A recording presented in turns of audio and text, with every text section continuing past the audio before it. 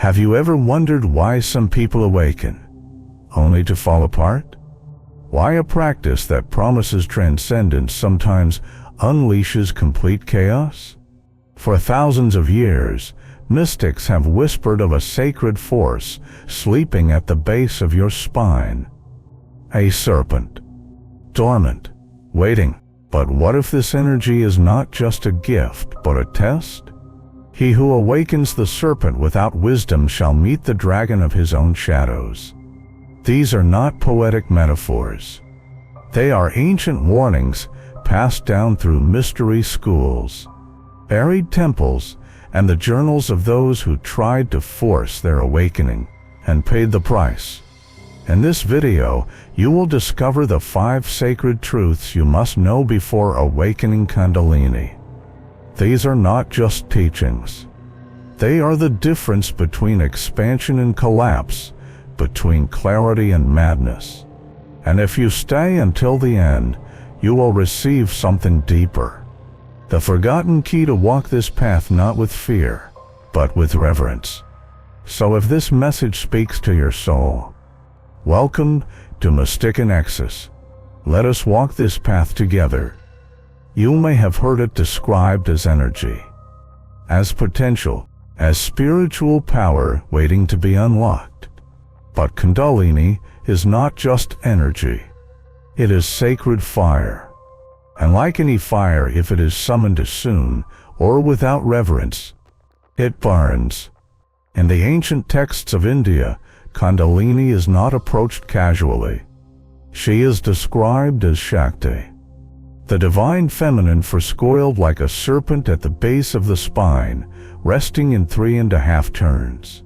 She sleeps at the root chakra, Muladhara, at the seat of survival and primal instinct. Her rising was once taught only within secret Inidishanas between teacher and student over decades of inner discipline. Because when she awakens, everything false within you begins to dissolve. She is the destroyer of illusion, and that destruction is not metaphorical. It is emotional, mental, energetic, even physical. Ancient yogas called her the inner sun, hidden in the body. When she rises, she travels upward through Sushumna, the central channel of energy, piercing through the chakras, setting each center ablaze with awareness. But if your channels are blocked, if your body is not prepared, if your ego still clings to fear, pride, or desire for power, then the fire hits resistance. And when fire meets resistance, it does not flow. It explodes. In texts like the Shiva Samhita, it is said that unprepared seekers who force Kundalini will suffer mental imbalance, delusion, and even spiritual death. It is not a curse. Today, people try to awaken Kundalini through intense breathwork, psychedelic shortcuts, or energy rituals copied without understanding. They think it is a thrill, an experience, a tool to manifest faster. But they forget. This energy is conscious, and she does not respond to tricks. She responds to truth. Those who rush toward her often find their minds shaken, their bodies trembling, their identities dissolving faster than they can integrate. Because Kundalini is not here to make your life comfortable. She is here to make your life real. The mystics knew this. In Tibet, she was approached through years of inner fire meditation to gradually awaken the sacred heat. In Egypt, she was symbolized by the rising cobra Uraeus, emerging from the forehead of the initiate only after their soul had passed the tests of inner alchemy. The serpent rises not to entertain. It rises to liberate. And liberation is not always gentle. This is why the first key to Kundalini is not how to raise it, but whether you are ready for what it will destroy. So if you are drawn to this path, ask yourself, are you seeking to command the flame? Or are you ready to become the flame? Because once the serpent begins to stir, there is no turning back. And this leads us to the second truth, the truth that before you even whisper her name, your vessel must be clean. If Kundalini is fire, then your body is the altar. And like any sacred altar, it must be purified before the flame is invited. In every authentic yogic lineage, the path of Kundalini begins not with power, but with purification, not with ascent, but with cleansing. This process is called sadhana, the removal of physical, emotional, and energetic toxins. It is not optional. It is sacred protocol. Your breath, your spine, your nervous system, your emotional memory, these are not just biological systems. They are vessels. And if these vessels are cluttered with trauma, anger, addictions, anxiety, or unprocessed wounds, Kundalini will not rise smoothly. It will confront every impurity like a storm meeting resistance. Imagine trying to pour boiling water into a cup filled with cracks. That is what happens when sacred energy flows through an unprepared vessel. It spills. It overwhelms. Ancient masters taught cleansing techniques long before they ever spoke of awakening. They fasted. They meditated. They practiced breath work to balance prana, the subtle life force. They cultivated inner silence before daring to summon divine motion. One of the most well-known cases is Gopi Krishna, a man who awakened Kundalini prematurely and spent over a decade in physical pain and psychological turmoil. His story is not unique. Many have walked through what he called the dark night of the soul simply because they lit the fire without clearing the space. So before you seek activation, seek stillness. Before power, choose purification. Before trying to rise, learn to release. Because the serpent does not climb until the path is clean, and the body does not carry light until it has emptied the dark. In the next part, we will go deeper into why your nervous system is not just a conduit for energy, but the sacred temple that must be honored before awakening begins. Most people think of the nervous system as a biological network. Neurons, synapses, signals. But to the ancients, it was something more. It was a temple of light. A living map that Kundalini would rise through if honored. If not, it would become a battlefield. Your spine is not just a column of bone. It is the Sushum Ain Adi, the central energy channel in yogic science. Alongside it run Ida and Pingala, the lunar and solar currents that dance around this central pillar. These three channels form the energetic axis of awakening. But if your nervous system is overloaded, if it is chaotic, inflamed, chemically imbalanced, then the path for Kundalini is not open, twisted, or fragile. And when sacred energy flows through a fragile path, it causes not liberation, but collapse. Modern science has begun to catch glimpses of this truth. Neurologists have documented cases where intense breath work or energy practices trigger seizures, dissociation, even long-term nervous system dysregulationally. This is not because the practices are wrong, but because the system receiving them is unprepared. Think of your nervous system like a sacred instrument. You cannot play divine music through strings that are tangled, frayed, or too tight. You must tune the instrument first. Tuning means rest. It means nutrition. It means learning to regulate your breath, your emotions, your thoughts. It means respecting your vagus nerve, the sacred nerve that connects your gut, heart. and brain and governs your ability to enter peace or panic. When Kundalini rises, it amplifies everything. If your nervous system is grounded in harmony, it amplifies peace, intuition, vitality. If it is filled with fear, trauma, and tension, it amplifies chaos, anxiety, and psychosis. This is why ancient teachers did not just teach breathwork. They taught how to live, how to sleep, how to breathe, how to walk with awareness, because they knew the nervous system is not just a channel, it is a sanctuary. So before you awaken the force that rewires your being, ask yourself, have I built a temple? In the next part, we will uncover the deeper truth. Kundalini does not just rise. It reveals what is hidden inside you, and it does not ask for permission. Most people see Kundalini as a shortcut to power. They imagine light, ecstasy, bliss, a grand awakening into divinity. And yes, those moments do exist, but only after something much deeper, and often much more difficult, occurs. Kundalini does not just bring you energy. It brings you everything you have avoided. It is not a bypass. It is a mirror, a storm, a sacred mirror that reflects all parts of you, especially the ones you tried to forget.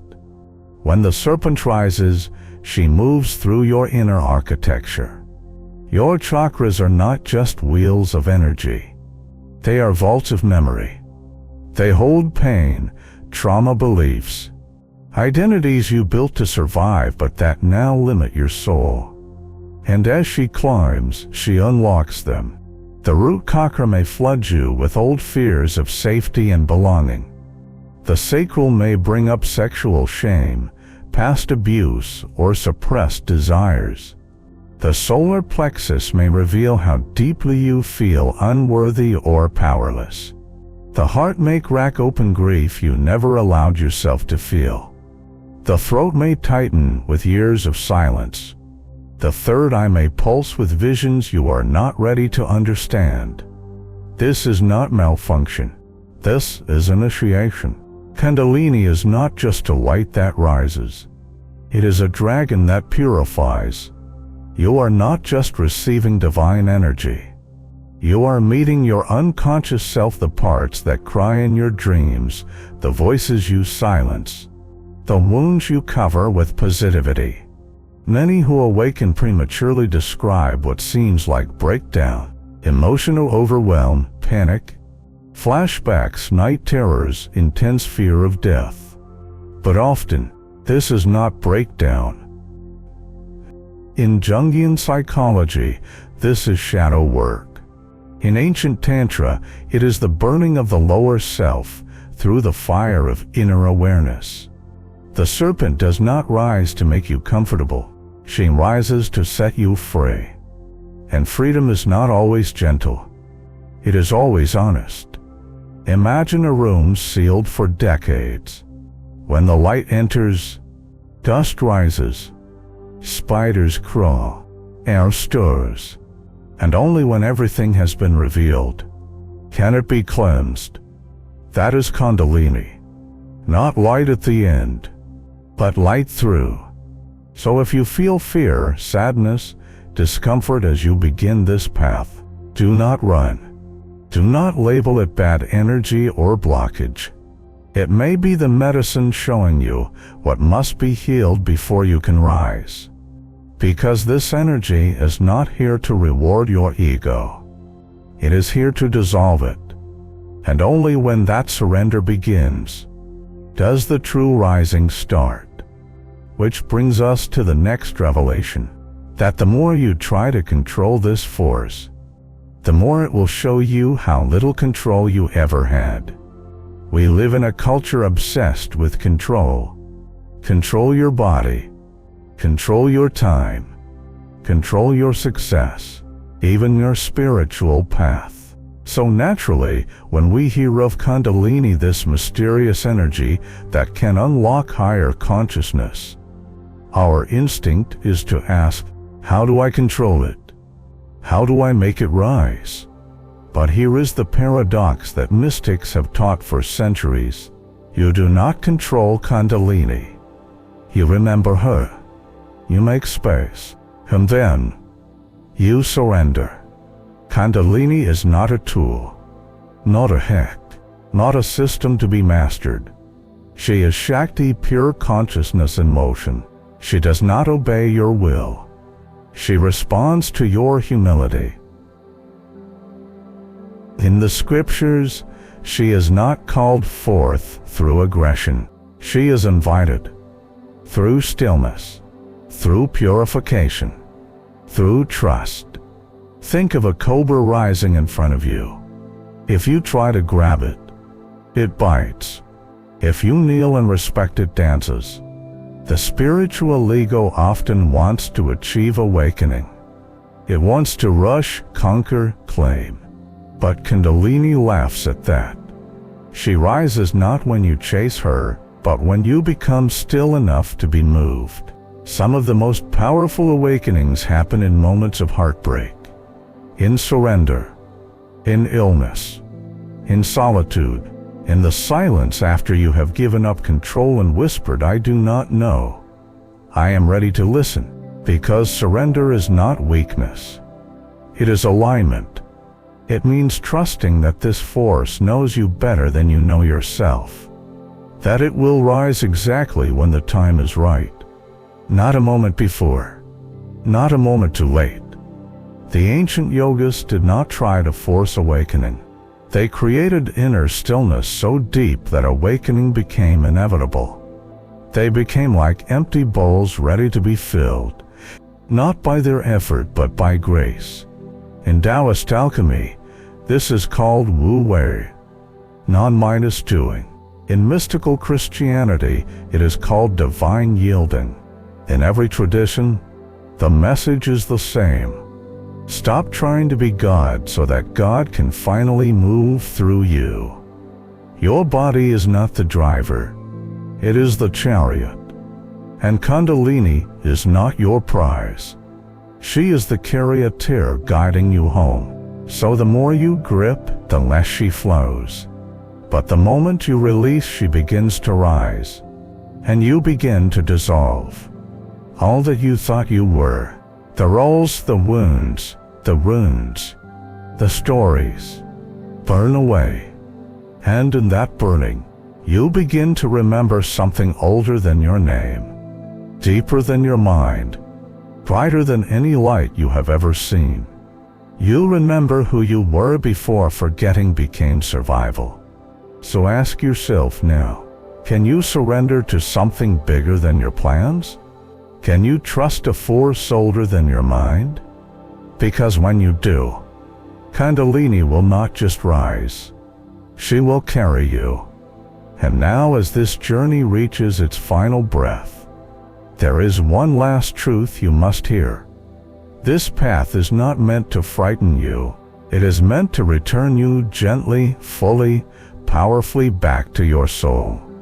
You have heard the warnings. You have felt the gravity. And perhaps, somewhere inside, a quiet voice is asking, am I ready for this? The truth is you do not have to be fully ready. You only have to be willing. Kundalini is not a force that demands perfection. She does not rise because you are flawless. She rises because something in you is true. This path is not about ascending overnight. It is not a race. It is a remembering. And like all deep remembering, it is layered, sacred, sometimes slow, but always guided. The tremors you feel when she stirs within, the goosebumps, the tears, the inner fire, these are not signs of fear. Not because of technique, but because of timing. You are here, not by accident. You are hearing these words, not by coincidence. You are being called not by this channel, not by a voice, but by your own forgotten self. And it is whispering, gently, "Come home." This is not a path of control. It is a path of trust. And trust begins where fear ends. Yes, there may be discomfort.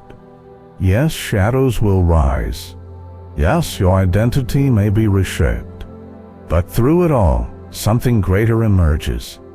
Your intuition becomes louder. Your perception deepens. Your connection to life becomes raw, radiant, real. And you begin to feel that maybe you were never broken, just buried. And now you are being uncovered.